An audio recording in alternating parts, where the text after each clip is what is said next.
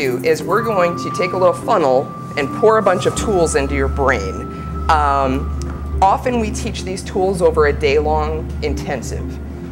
We're going to teach these tools pretty quickly. There will be a little bit of time for discussion, but we'll have to keep things moving along pretty quickly. So, you know, there'll be, I'll open up some time for us to talk about the tool, but we'll have to keep it trucking along to stop when we're supposed to stop. And then afterwards, we'll be here for dinner, and you can talk to one or both of us about different problems. Absolutely. Or anything else in community.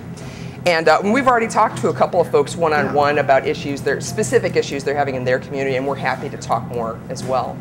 But going into that, yeah. So for this discussion, I'm going to ask that we not have crosstalk, that we not have people having side conversations, just so we can keep focus and teach the tools that we promised we would teach. Because we don't want to piss Tish off. I'm also going to ask, as much as possible, and you've all done a really brilliant job of this already, ask as much as possible if you're sharing an example to use eye-referencing. Well, if you don't know what eye-referencing is, don't worry, you don't get graded poorly for not using it. But I am handing out a little handout on what it is. Take one, pass the rest from there. And if you check in about something and you say, well, you know, when people do this thing, or you know, or if you say, you know, when you go to a person and you talk about something that's going on and you gossip, I might ask you to rephrase it as I. When I go to somebody and I gossip. Because who here has talked to somebody else about a third person? Okay? Is there anybody who actually has never ever talked to somebody else about a third party? Okay. So I am going to ask as much as possible for eye referencing, and I might ask you to rephrase something, and it's not meant to shame you. It's just meant to see how it feels when you say it for yourself. This might feel a little strange at first, but a part of this, as Shauna was saying, is speaking directly from your experience. You know, when you run an event, pagans aren't going to come to it. Well, if I reference that, you know, you might learn a little bit more about me, and I could rephrase it as, when I run events, sometimes I lose money when other people don't come to it. Mm-hmm. I'm also going to ask that we keep things really, really brief as far as comments goes, again, so that we can teach the tools that we promised. And I might, like I cut you off, and that wasn't meant to be shaming. It's just keeping it rolling. I can't get a that box. It's all good. It's all good. I mean, and we'll give time for questions and comments later. Yeah, we'll have time for that a little bit later. And for any other agreements, all these agreements for us come under mutual respect. That we are here, that we respect one another, and that for us, respect looks like these things. And self-responsibility. You know, we're in a festival. Some of you might be warm. If you need to get some water, use the restroom, stretch, anything like that, please feel free to do so. You don't have to raise your hand. Just, you know, go ahead and take care of your work. And if you want to return, just do so with respect. We haven't cast a circle with a sword of power, so you can go ahead and leave it if you need to. Yes, absolutely. And I think that's pretty good for agreements. And if we decide we need one later on, we'll bring that up. So I want to bring up eye-referencing really quick. We're not going to actually go through this workshop because that would take about 15 minutes. But it's homework. Haha, you have homework. It's something that is part of the nonviolent communication suite of tools. How many of you here are familiar with nonviolent communication, or you've read the book Nonviolent Communication? Okay.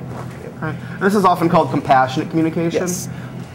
And this is partially a neurolinguistic programming trick so that we're not talking about things in a negative. Yes. Nonviolent communication implies, well, there will be violent communication. Yes. Instead, the positive would be compassionate communication. But the actual book title is Nonviolent Communication. If you want to pick it up, I think it goes used on Amazon pretty cheap. You know, most metaphysical bookstores aren't going to carry it. I wish they did. It's a really amazing suite of tools for how to communicate with one another and actually connect. It's tools for how do you open the door as opposed to closing it. So here's an example. You know, Mark and I are getting married, and guess what? We have fights sometimes. Yes. All right. So let's say, you know, we're having a fight about what's a common one. He didn't do the dishes like you asked him to. Oh no, that's totally the other way around. Let's do the toilet seat, because actually I don't care about the toilet seat. And I always put the toilet seat down because I was raised by women, so. Yes. All right. So let's say Mark's been leaving the toilet seat up, and I'm upset about this. And so I say, you're a jerkwad. You hate me. You've always hated me because, and you're leaving the toilet seat up and you suck. Okay. Does this open the door for future conversation, or does this just make him puff up? Yeah. So nonviolent communication would be, and you've got a little cheat sheet on the very bottom for how to phrase something when you're trying to open the door to a discussion. So instead I might say, when you leave the toilet seat up, I feel scared and afraid because my butt lands in the cold water because I didn't turn the light on at night when I went to the bathroom, and I get upset because I feel like you don't care about me because you leave the toilet seat up. Is that true? No, I do care about you, and I will try to be more considerate because now I realize it makes you think I don't care about. Is that what you're saying? That you think I don't care about you when I leave the toilet seat? Yeah, yeah. Okay. But I do care about you, so I will try to improve. Yay! Fight averted. So how many things in the pagan community come about because somebody does something somebody else doesn't like, and instead of actually saying, hey, when you did this physical thing, this actual concrete physical thing, I was really hurt and upset. It really hurt my feelings because I felt like you didn't include me in that, and that that you discounted me, and is that because you don't like me, you don't want to work with me, or is it just you didn't think of it, you forgot, or you thought that I would offer, just not telling them what they think, but saying, this is what I thought when you did that. Is that what you meant? Or something like, I saw that you went to Puff and you want to go to pagan events, but you never go to my pagan events. Why do you hate me? Now that person you probably don't hate me, but this can easily, it's not just about that event, it's not just about the toilet seat, it's unfortunately about deeper personal issues. We all come to a group. So I'll actually close your eyes for just a half a second. And I'd like you to think about all your baggage, all your issues, all your unresolved problems, all the stuff you tell your therapist, if you have a therapist, maybe you should have one.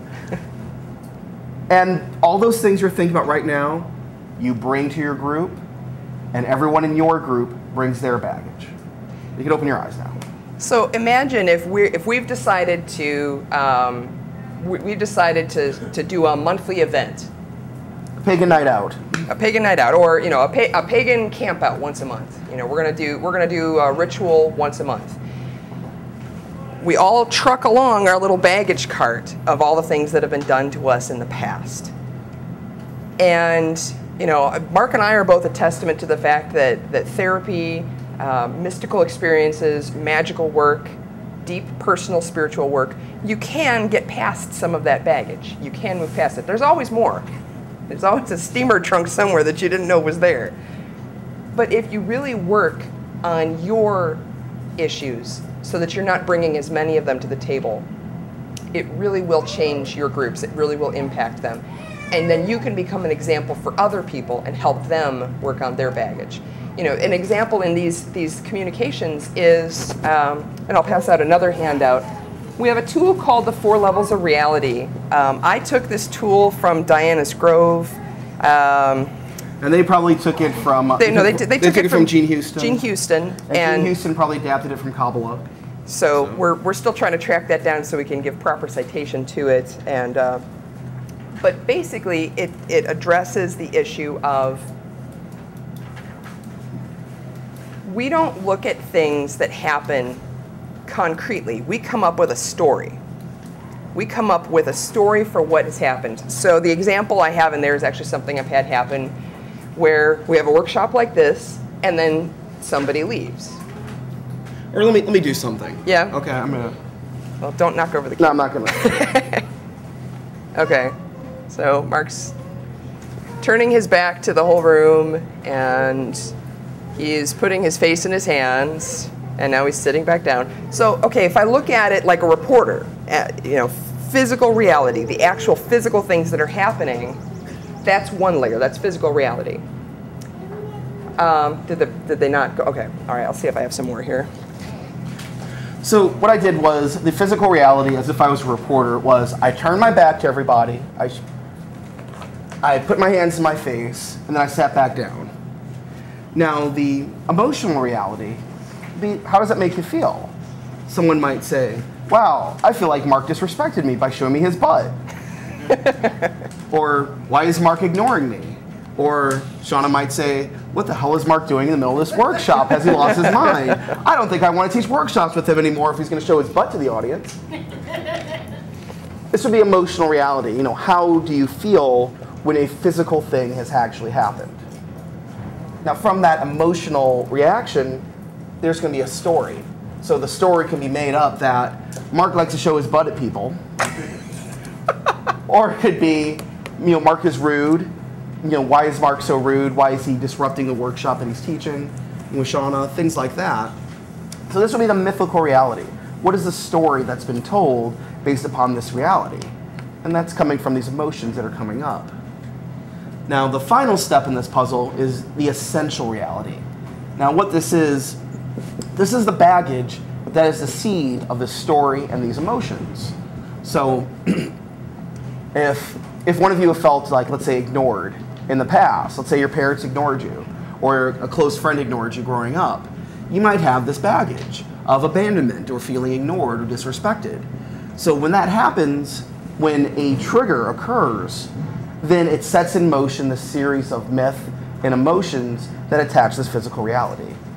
Now, the true part of the story would be, what I was pretending to do was I had to go pick my nose. I didn't want to show anybody because that was going to be rude. So that was the truth in my dramatization. I really wasn't picking my nose. For those of you that's watching this footage later, okay? So imagine if you are at a workshop here and he gives you a funny look. And then a year from now, when he walks into a room, you're like, I don't want to sit near him because he hates you, obviously. Because he gave you a funny look. Because he gave you a funny look. So we go from this physical thing, you know, maybe he scrunched up his face, it's physical. Mythic is the story I make up about this. Mythic is, you know, oh, well, obviously he doesn't like me. And then there's the immediate emotion of that. You know, anytime somebody doesn't like us, there's usually some kind of an ego hit. There's an emotional hit. It's, you know, oh, I'm upset. I'm embarrassed. That's upsetting me. And emotion is what adds fuel to a memory. The things you remember the most are the things usually with the most negative associations. So you're going to remember this if you have a negative association. Or any really strong emotional reaction. The reason that we use humor in workshop is that humor is a strong emotional reaction. What you'll remember weeks from now when you think of this workshop, you'll think about Mark Mandrake pretending to pick his nose. Now, and the toilet seat. And the toilet seat. And this will make you think about this tool of the 4 levels of reality. So we're kind of hacking, we're hacking your brain a little bit while we're teaching. What? It's true. Mark and Shauna hacking your brain. We can talk about neurolinguistic programming. That's an after. But that's another workshop. That's after. That's tomorrow's 9 a.m. It's a little bit of a neurolinguistic programming. So see how many conflicts are over nothing. How many conflicts have you seen or been a part of that were from an assumption? Has anyone ever made an assumption and it's created like a situation like we've talked about? Okay, all right. So beneath it all, and there's the breaking up assumption. You're using that, right? Can you describe that? Okay, you have, you assume something, you're making an ass out of you Yes. and me. Yes, definitely. Yeah.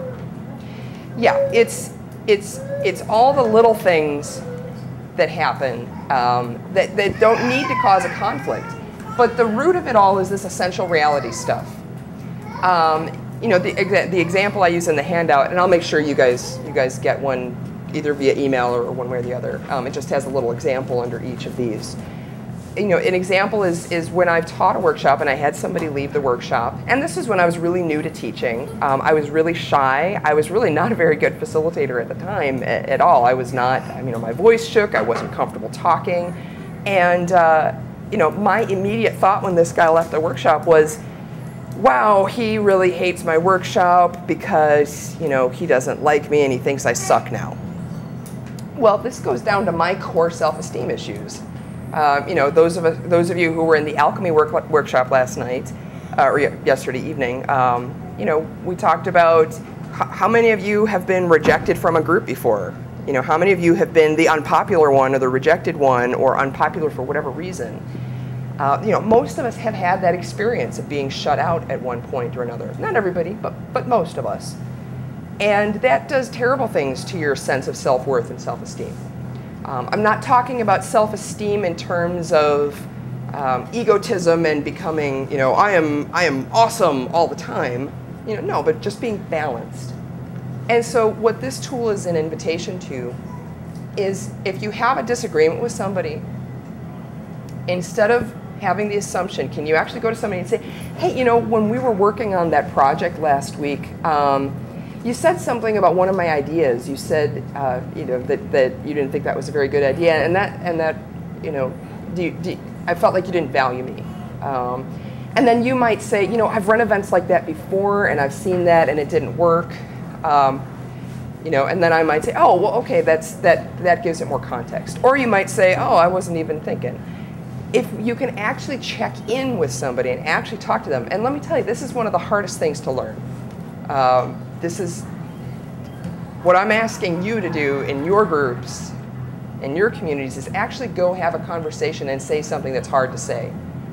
Next week, when we get back from Tennessee here, we mentor people in leadership and facilitation, and I'm going to have a conversation with one of our new students, and all of our students, and give them feedback about what they did in ritual and how well they did it. I'm going to have to give them feedback about their interactions and interactions with each other, you know, all sorts of different things. And so that's something that's hard. You know, it's hard to say, hey, you know, that ritual role you did, you know, I could hear you, but you know, what you were saying didn't really make a lot of sense. It's hard to give somebody negative feedback. It's hard to ask somebody for, you know, hey, you know, you did this thing and it hurt my feelings. It's hard. It's especially hard because we're not just leaders in a group. We have multiple relationships with any group we're a part of. You know, the person that Sean is talking about is a friend of mine. Well, actually, there's 3 or 4 of them. There's 3 or 4 of them, yeah. And we have, not only are they in our group and we're their leaders or their mentors, but they're also our friends. Mm-hmm. So we have to have the hard conversation, say, look, you know, I'm taking off the friend hat and I'm putting on, you know, the mentor, the teacher hat, and this is what's going on. It's not that I don't care about you. It's not that I want you excommunicated from my group. And actually, it's the opposite. It's that we do exactly. care. It's that we do care. Yeah. Precisely.